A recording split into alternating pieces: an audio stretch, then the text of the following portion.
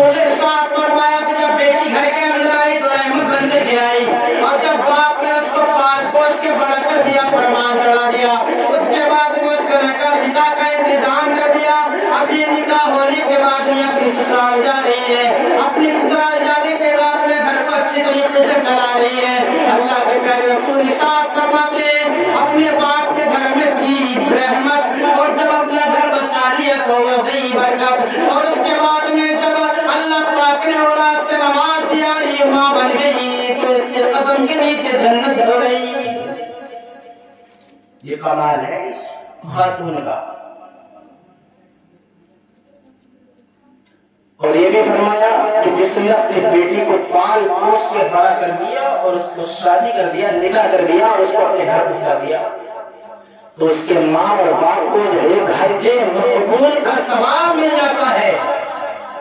ایک حج مقبول کا ثواب۔ ایک تو یہ ہوتا ہے ہم حج کرنے کے لیے ارکان حج ہم نے ادا کر دیے، تمام ارکان حج کے ادا کیے، لیکن اس کے بعد گارنٹی نہیں ہے کہ ہمارا حج قبول ہوا ہے یا نہیں ہوا ہے۔ گارنٹی ہے، لیکن پروان چڑھا دیا، بیٹی کو نکاح کر دیا تو نبی فرماتے ہیں کہ حج مقبول کا ثواب اس کو دیا جاتا ہے۔ جو قبول ہو گیا حج، جتنا ثواب اللہ پاک حج کے قبول ہونے کے بعد حاجی کو عطا فرماتا ہے، اتنا ثواب اس لڑکی کے ماں باپ کو عطا فرماتا ہے کہ جنہوں نے پیار اور محبت سے پروان چڑھا کر کے اور اس کے سینوں کو علم دین کی تعلیم سے آراستہ کر کے اس کا نکاح کر کے اس کا گھر بسا دیا، اس کو بہترین اس حج کا ثواب عطا فرماتا ہے کہ جس کو اللہ پاک نے قبول کر لیا ہو۔ تھوڑا بڑا نہیں ہے، اور یہ بھی جہاد ہے۔ لوگ کہتے ہیں کہ دین کی تبلیغ، پڑھ لکھ کر کے دین کی تبلیغ کریں گے، امام بنیں گے تو کریں گے تبلیغ، مدرسہ پڑھائیں گے تو کریں گے تبلیغ، یا کسی قافلے میں جائیں گے تو کریں گے تبلیغ۔ یہ تو ہے ہی، اس کے علاوہ بھی ہم تبلیغ کر سکتے ہیں۔ ہم دکان میں بیٹھے تبلیغ کر سکتے ہیں، اس بھی مسئلہ بتا سکتے ہیں۔ چار آدمی ہمارے پاس بیٹھے لوگ دین کی بات بتا رہے ہیں، تبلیغ ہے۔ یہ ضرور نہیں ہے کہ مدرسے میں بیٹھ کے پڑھائیں گے تبھی دین کی تبلیغ ہوگی تو دین کو فروغ ملے گا۔ اپنا علم مضبوط ہونا چاہیے، کسی بھی خطے پر بیٹھ کر کے وہ دین کی تبلیغ کر سکتا ہے اور عزت و شرافت کی زندگی گزار سکتا ہے، لیکن شرط یہ ہے، میں بتا رہا تھا کہ جس گھر میں قرآن کی تلاوت ہوتی ہے اس گھر سے خوشبو قرآن نظر آتی ہے، خوشبو قرآن کی شعائیں کرنیں کھلتی ہوئی نظر آتی ہے، کلیاں اٹھتی ہوئی نظر آتی ہے۔ لیکن شرط یہ ہے کہ قرآن کے مطالب اور مفاہیم کو سمجھتا ہو اور جانتا، اور جہاں قرآن کے مطالب اور مفاہیم سمجھے جاتے ہیں وہ فساد نہیں ہوتے، اور فساد ہوتے تو کس بات پر ہوتے؟ حق اور باطل پر ہوتے۔ ذات پر بات پر فرق نہیں کیا جاتا ہے، جہاں سینے قرآن کے مطالب اور مفاہیم سے ملوث ہوتے ہیں، بھرے ہوئے ہوتے ہیں، نور نبی کریم کے مذہب اسلام کی عظیم کتاب کی تعلیم سے آراستہ ہوتے ہیں، تو ان سینوں میں ذات اور بات کے فرق کو نہیں رکھا جاتا ہے، بلکہ اگر فرق اور ان کے درمیان اختلافات ہوتے ہیں تو حق اور باطل کے درمیان ہوتے ہیں۔ جیسے کہ آج یوٹیوب کا زمانہ ہے تو آپ دیکھتے ہوں گے حق اور باطل کی جنگ ہوتی ہے، وہ ادھر سے اپنے دلائل پیش کرتے ہیں قرآن کی روشنی میں، وہ ادھر سے اپنے قرآن کی روشنی میں اپنے حق ہونے کے دلائل پیش کرتے ہیں۔ ویسے کوئی اختلاف نہیں ہے، اختلاف ہے تو حق اور باطل کا ہے، اور خالی قرآن پڑھ لیا تو ماں باپ بھی بھولے نہیں سماتے، بہن بھائی بھی بھولے نہیں سماتے، اور جو رشتہ دار ہوتے ہیں وہ بھی بھولے نہیں سماتے کہ ہماری بیٹی اور بیٹے نے تو قرآن پڑھ لیا، بھائی اب اس سے بڑی تعلیم کیا ہوگی؟ ارے ابھی پڑھے کیا ہے، ابھی پڑھے کیا ہے، ابھی تو صرف دیکھ کر کے قرآن پاک پڑھ لیا، کچھ پتہ ہی نہیں۔ تو میں تو یہی کہتا ہوں کہ لڑکی ہو یا لڑکا ہو، اتنی دینی تعلیم حاصل کر لے تاکہ وہ حق اور باطل کے درمیان فرق کر سکے۔ کام تو بعد میں بھی سیکھ سکتا ہے، کام تو بعد میں بھی کر سکتا ہے۔ اب چھوٹا سا بچپن کا زمانہ کے کام سیکھے گا، 12-15 سال کی عمر ہے کیا کام سیکھے گا؟ 12-15 سال کی عمر 20 سال تک کی عمر تو بچے کے پڑھنے کی ہوتی ہے. لیکن ہمارا حال تو یہ ہوا ہے کہ اگر 10 یا 12 سال کا وہ قدم بچے نے رکھا تو یار اسے کام سکھاؤ گے، کام سکھاؤ اسے، اس کا پورا فیوچر بیکار کر دیا. کام سکھا دیا، پورا فیوچر بیکار کر دیا، سب پٹ کر دیا.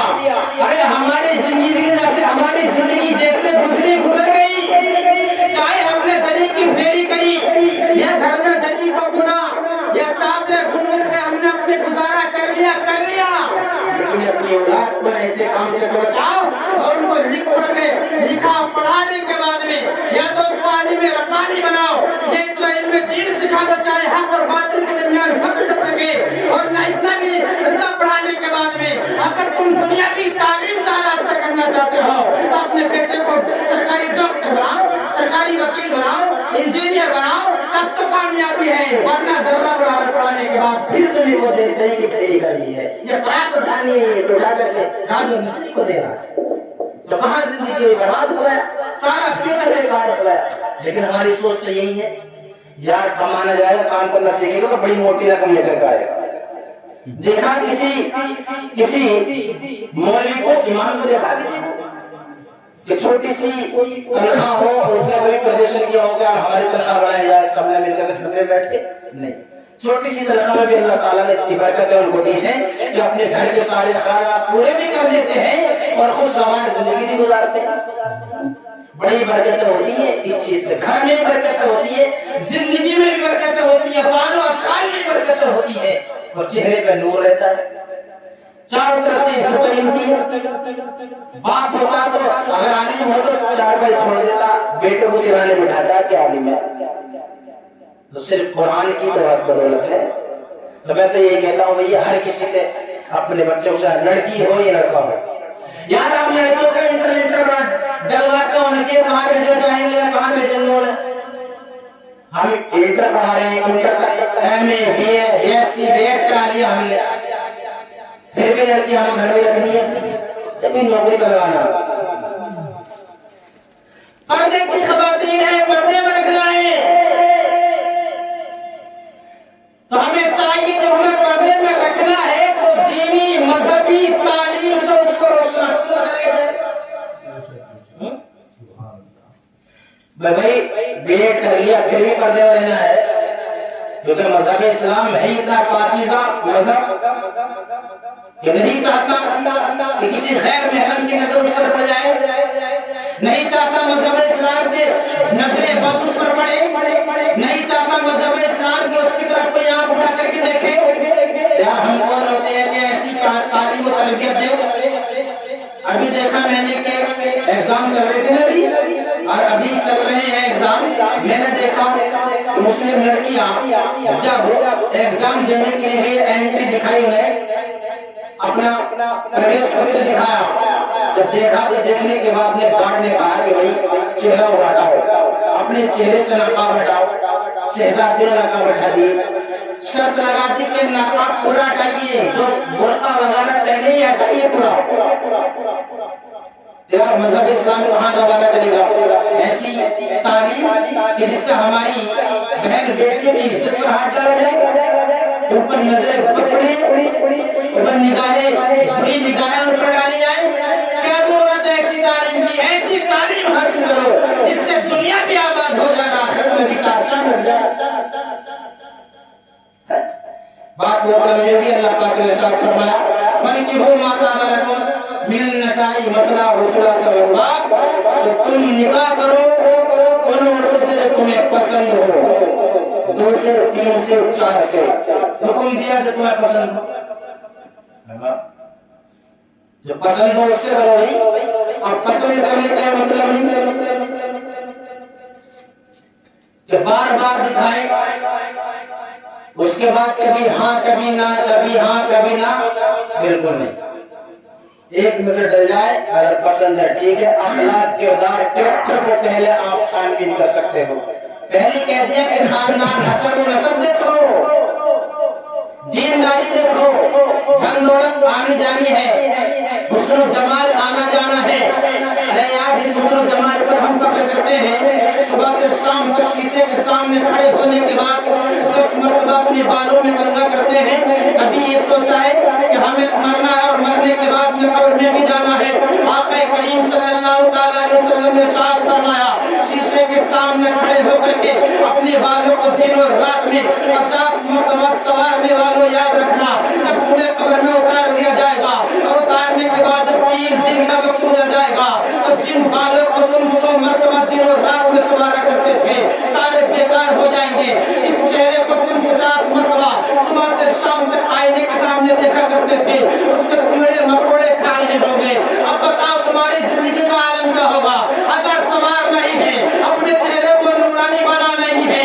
آقا کریم نے ارشاد فرمایا اگر چہرے کو نورانی بنانا ہے تو تہجد گزار بن جاؤ. اگر چہرے پر نورانی چہرے کو بنانا ہے, خوبصورت چہرے کو بنانا ہے, اور اشراق کی نماز ادا کرو, چاشت کی نماز ادا کرو, جو 5 وقت کی نماز ہم پر فرض ادا کی گئی ہے اس کو بھی ادا کر لو. اور جو لوگوں کے حق ہیں ان پر حق تلفی نہ کرو, ان کے ساتھ بھلائی کا پیشہ اختیار کرو. عاشق رسول نے اسی طرح اشارہ کرتے ہوئے ارشاد فرمایا ہے غیر کو اخلاق سے اپنا بنانا سیکھ لو, غیر کو اخلاق سے اپنا بنانا سیکھ لو.